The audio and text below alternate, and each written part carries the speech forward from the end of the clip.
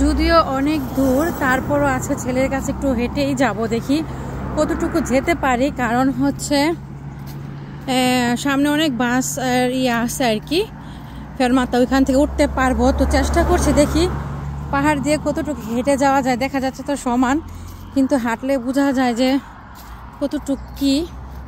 আর এখানে পার্কের একটা গেট করবে, ওই পর্যন্ত যেতে পারলেও দেখবো, দেখি ওইখান দিয়ে উঠে যাব ইনশাল্লাহ, চেষ্টা করতেছি।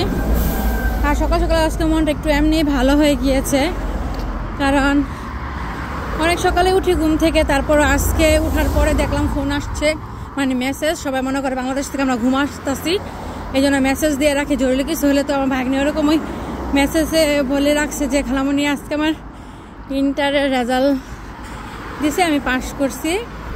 তো আলহামদুলিল্লাহ আমরা অনেক খুশি, আমার কাছে ভালোই লাগছে। কারণ অনেক কষ্ট, ইন্টারেও এত কঠিন পড়া, সায়েন্স নিয়ে অনেক কঠিন। তো আমার কাছে কিন্তু খুবই ভালো লাগতেছে আজকের দিনটা, সকালটা অনেক ভালো লাগতেছে।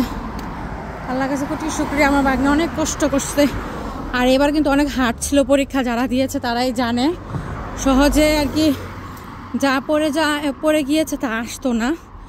আর ওই প্রতিদিনই পরীক্ষা দিত, এসে কান্না কথা বলতো, আমার হাত পাও কাঁপায় এরকম। তা যাই হোক, আল্লাহ মনের আশা পূরণ করে দিছে।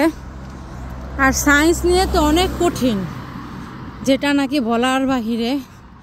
সায়েন্স নিয়ে পড়া অনেক টাফ, অনেক পড়তে হয়। তো যাই হোক, আল্লাহ মনের আশা পূরণ করছে।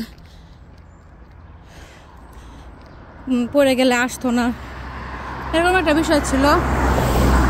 তো যারা অনেক নাকি খারাপ রেজাল্ট হয়েছে, 5 লাখের উপরে নাকি। তো যাই হোক, আল্লাহ যেটা লিখে রাখছে সেটাই হবে। আর আমার ভাগ্নি অনেক পরিশ্রম করছে, সবাই দোয়া করবেন আমার ভাগ্নির জন্য।